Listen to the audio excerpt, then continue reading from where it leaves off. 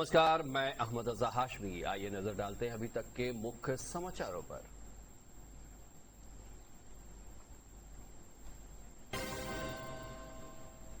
प्रधानमंत्री नरेंद्र मोदी आज राजस्थान गुजरात का करेंगे दौरा। देश का पहला ग्रीनफील्ड एकीकृत रिफाइनरी देश को करेंगे समर्पित।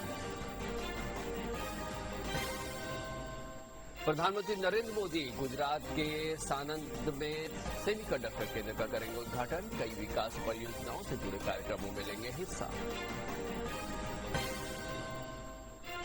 अयोध्या राम मंदिर चंदा चोरी मामले पर केंद्रीय मंत्री गिरिराज सिंह ने विपक्ष पर साधा निशाना। कहा, योगी सरकार मामले की करा रही है निष्पक्ष जांच।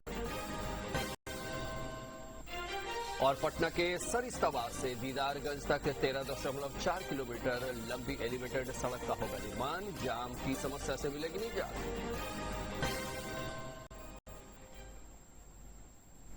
अब समाचार विस्तार से। प्रधानमंत्री नरेंद्र मोदी आज राजस्थान के दौरे पर रहेंगे। इस दौरान वह राजस्थान के बालोतरा में देश का पहला ग्रीनफील्ड एकीकृत रिफाइनरी सह पेट्रोकेमिकल परिसर देश को समर्पित करेंगे। प्रधानमंत्री दौरे की शुरुआत जोधपुर से करेंगे, जहां वो हवाई अड्डे के नए टर्मिनल भवन का उद्घाटन करेंगे और क्षेत्रीय हवाई कनेक्टिविटी को मजबूत करने के लिए संशोधित उड़ान योजना की शुरुआत करेंगे।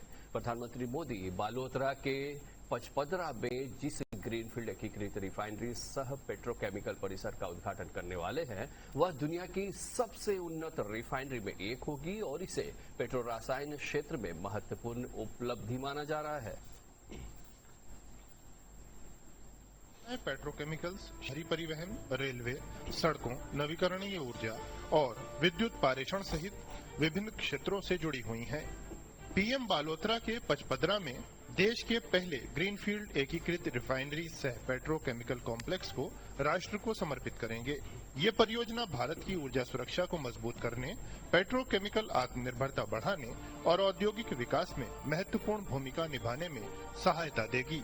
ये क्षेत्र में पेट्रोकेमिकल और प्लास्टिक पार्क के विकास के लिए एक आधार उद्योग के रूप में कार्य करेगी, जिससे संबंधित उद्योगों और सहायक क्षेत्रों को बढ़ावा मिलेगा। ये एसेट पूरे राजस्थान और देश के लिए एक ट्रांसफॉर्मेटिव एसेट है और इसके बनने से लोकल इकोनॉमी में काफी फायदा होने वाला है। ये रिफाइनरी रोजगार के महत्वपूर्ण अवसर पैदा करने के लिए तैयार है, जिससे क्षेत्र में सामाजिक आर्थिक विकास में योगदान मिलेगा। हिंदुस्तान पेट्रोलियम कॉरपोरेशन लिमिटेड और राजस्थान सरकार के संयुक्त उद्यम के रूप में विकसित 9 मिलियन मीट्रिक टन प्रतिवर्ष क्षमता वाले इस ग्रीनफील्ड रिफाइनरी सह पेट्रोकेमिकल कॉम्प्लेक्स की स्थापना 79,450 करोड़ रुपए से अधिक के निवेश से की गई है। इससे राजस्थान में औद्योगिक क्षेत्र में बहुत बड़ा बदलाव आएगा। ये एक राजस्थान के लिए ग्रोथ का इंजन है। राजस्थान दौरे पर ही प्रधानमंत्री जोधपुर में संशोधित उड़ान योजना को लॉन्च करेंगे, जिसमें क्षेत्रीय संपर्क पर विशेष ध्यान दिया जा रहा है।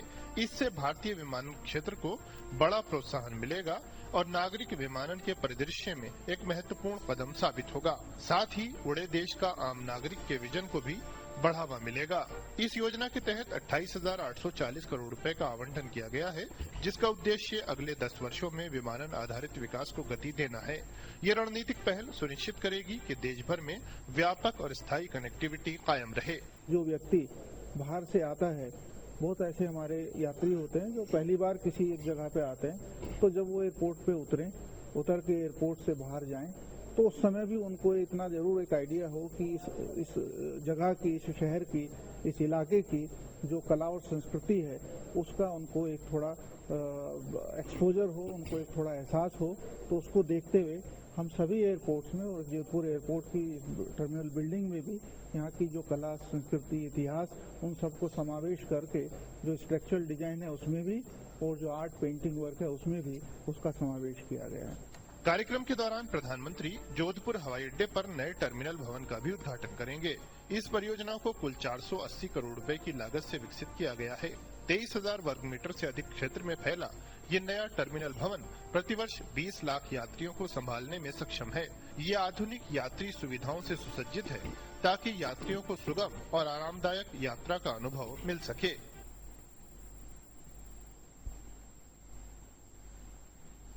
राजस्थान के बाद प्रधानमंत्री नरेंद्र मोदी गुजरात जाएंगे, जहां वे विभिन्न विकास परियोजनाओं से जुड़े कार्यक्रमों में हिस्सा लेंगे। इन योजनाओं के जरिए राज्य में बुनियादी ढांचे को मजबूत करने और विकास कार्यों को तेज करने पर जोर दिया जाएगा। पीएम सानंद में सेमीकंडक्टर असेंबली और परीक्षण क्षेत्र का उद्घाटन करेंगे। पीएमओ द्वारा प्रेस रिलीज में कहा गया है कि इन परियोजनाओं का उद्देश्य देश भर में आधुनिक इंफ्रास्ट्रक्चर का विस्तार करना और विकास को नई गति देना है। केंद्र सरकार का मानना है कि ऐसे बड़े निवेश से आर्थिक गतिविधियां बढ़ेंगी, रोजगार के अवसर पैदा होंगे और विकसित भारत के लक्ष्य को हासिल करने में मदद मिलेगी। प्रधानमंत्री नरेंद्र मोदी 6 से 11 जुलाई तक इंडोनेशिया, ऑस्ट्रेलिया और न्यूजीलैंड की यात्रा करेंगे। इस दौरान वह तीनों देशों के शीर्ष नेतृत्व के साथ द्विपक्षीय वार्ता करेंगे और रणनीतिक साझेदारी की समीक्षा करेंगे। पीएम प्रवासी भारतीय समुदाय को भी संबोधित करेंगे। यात्रा के दौरान व्यापार, निवेश, रक्षा और क्षेत्रीय सहयोग जैसे अहम मुद्दों पर चर्चा होने की संभावना है। Place of engagement is the capital, Jakarta, but the Prime Minister will also be visiting the cultural center or historic city of Yogyakarta, where he will go to the Prambanan Temple complex, where India is planning to work with Indonesia. The Prime Minister will participate in the third India-Australia annual summit process. The visit to New Zealand is also significant from a historical perspective. It will be the first visit by the Indian Prime Minister in 40 years. We hope to continue that work and impart greater content to this bilateral relationship. राष्ट्रीय स्वयंसेवक संघ का मुखपत्र और प्रमुख साप्ताहिक पत्रिका organiser के 80 वर्ष पूरे होने के उपलक्ष्य में कल नई दिल्ली के इंडिया हैबिटेट सेंटर में एक विशेष स्मृति समारोह का आयोजन किया गया। इस कार्यक्रम में उपराष्ट्रपति सीपी राधाकृष्णन ने मुख्य अतिथि के रूप में शिरकत किया। उपराष्ट्रपति ने भारतीय राजनीति, सामाजिक और बौद्धिक विकास के अभिलेखकीय रिकॉर्ड के रूप में पत्रिका के योगदान की सराहना की। आइए देखते हैं ये खास रिपोर्ट। मौके पर उपराष्ट्रपति ने कहा, 80 वर्षों का सफर केवल एक उपलब्धि नहीं बल्कि देश और समाज की सेवा के प्रति उसकी निरंतर प्रतिबद्धता का प्रतीक है। उन्होंने कहा कि अच्छी नियत और समर्पण के साथ किया गया कार्य अंततः सफलता दिलाता है और ऑर्गेनाइजर इसका सशक्त उदाहरण है। उपराष्ट्रपति ने कहा कि ऑर्गेनाइजर केवल एक पत्रिका नहीं है बल्कि यह इस देश की आत्मा में बसा है। इसने भारत के सांस्कृतिक पुनर्जागरण, राष्ट्रीय एकता और अंत्योदय के विचार को जन जन तक पहुंचाया है। 80 years is more than a milestone. I feel organizing is one such great small light that has started just before the independence. Soon after that we got the independence. So any work with good intention, good for the nation and society, whether that is successful on that day or not, that is irrelevant, but that will be have a big success one day. That is what is organization is organizer is telling to the entire country today. कार्यक्रम में मौजूद राष्ट्रीय स्वयंसेवक संघ के sir कार्यवाह दत्तात्रेय होसबोले ने organiser के 80 वर्ष पूरे होने पर पत्रिका की भूमिका की सराहना की। राष्ट्रीय स्वयंसेवक संघ के सर कार्यवाह ने कहा कि शुरुआती दिनों में इस साप्ताहिक पत्रिका के जरिए ही उनकी वैचारिक समझ, राष्ट्रीय नीतियों और राष्ट्रवादी दृष्टिकोण की नींव पड़ी थी। अपने कॉलेज के दिनों को याद करते हुए सर कारवां ने कहा कि कॉलेज में पढ़ाई के दौरान वो ऑर्गेनाइजर को हमेशा अपने साथ रखते थे। I remember my college days when every week I used to carry the organizer in my hands to Central College in Bangalore. 80 साल पूरा होने के मौके पर ऑर्गेनाइजर के पूर्व संपादक AR नायर, KR मलकानी, लाल कृष्ण आडवाणी और शेषाद्रीचारी की विचारधारा, साहस और उनके द्वारा स्थापित पत्रकारिता की मजबूत नींव को याद किया गया। साथ ही आपातकाल से लेकर राम जन्मभूमि आंदोलन में ऑर्गेनाइजर की सशक्त पत्रकारिता की भी सराहना की गई।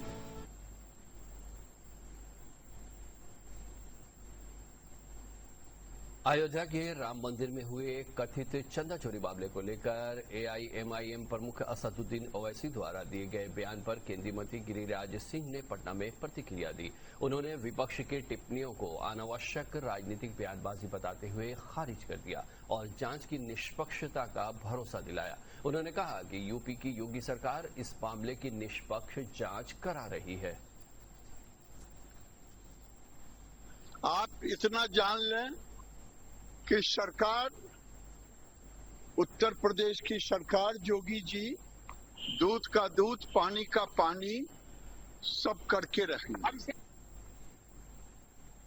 पटना में जाम की समस्या से निजात दिलाने के लिए सरिस्ताबाद से दीदारगंज तक 13.4 किलोमीटर लंबी 6 लेन एलिवेटेड सड़क बनाई जा रही है। इस संबंध में जानकारी देते हुए पथ निर्माण मंत्री कुमार शैलेंद्र ने कहा कि 4,295 करोड़ की लागत वाली इस परियोजना से 0 माइल और दीदारगंज जैसे इलाकों में ट्रैफिक की समस्या पूरी तरह खत्म हो जाएगी। केंद्रीय मंत्री गडकरी जी से सीएम साहब के साथ मिले थे और करीब 13 योजनाओं पर बहुत ही विस्तार से चर्चा हुई थी और समीक्षा के बाद बिहार में 6 लेन, 4 लेन और आरसीडी का चौड़ीकरण, कई तरह की बातें सामने आई थी। उसको लेकर बहुत ही गहन समीक्षा हुई है और अब बिहार में अन्य प्रदेशों की तरह जैसे तमिलनाडु हो गया, महाराष्ट्र हो गया, गुजरात हो गया, उससे भी अच्छी सड़कें यहाँ पर बनाने की योजना है।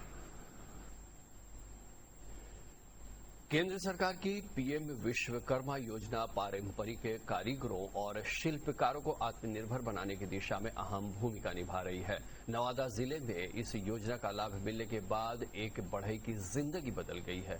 देखते हैं ये रिपोर्ट। आर्थिक रूप से सशक्त बनाने के उद्देश्य से शुरू की गई है। योजना के तहत लाभार्थियों को निःशुल्क कौशल प्रशिक्षण, टूल किट खरीदने के लिए 15,000 रूपए की सहायता और बिना गारंटी के 3 लाख रुपए तक का ऋण उपलब्ध कराया जाता है। नवादा जिले के फूलचंद मिस्त्री के लिए यह योजना किसी वरदान से कम नहीं रही। पहले वे घर घर जाकर बढ़ई का काम करते थे। अपने औजार नहीं होने के कारण उन्हें किराए पर लेने पड़ते थे, जिससे उनकी कमाई का बड़ा हिस्सा किराए में ही खर्च हो जाता था। लेकिन पीएम विश्वकर्मा योजना के तहत टूल किट मिलने के बाद अब वे अपने औजारों से काम कर रहे हैं। इससे उनकी आय बढ़ी है और परिवार का बेहतर ढंग से पालन पोषण हो रहा है। विश्वकर्मा योजना से हमको सामान मिला और हम इसी से काम कर रहे हैं। घरे घरे अगर हमारे साथ कुछ भी रहता तो हम कुछ भी कर सकते। पहले मशीन नहीं था तो कैसे काम करते थे? ऐसी करते थे, भाड़ा पर। हाँ, भाड़ा पर लेकर के काम करते थे। पीएनबी बैंक प्रबंधक संजय कुमार ने बताया कि प्रधानमंत्री विश्वकर्मा योजना हाथ से काम करने वाले पारंपरिक कारीगरों के लिए शुरू की गई है। इसके तहत पात्र लाभार्थियों को अधिकतम 3 लाख रुपए तक का बिना गारंटी ऋण दिया जाता है। साथ ही उनके व्यवसाय के अनुरूप 15,000 रूपए की टूल किट सहायता और कौशल प्रशिक्षण भी उपलब्ध कराया जाता है। प्रशिक्षण के दौरान प्रत्येक दिन 500 रूपए का भत्ता भी दिया जाता है। फूलचंद को भी योजना के तहत टूल किट का लाभ मिल चुका है, जिससे उनके काम में काफी सुविधा हुई है। जाने से पहले आइए नजर डालते हैं मुख्य समाचारों पर।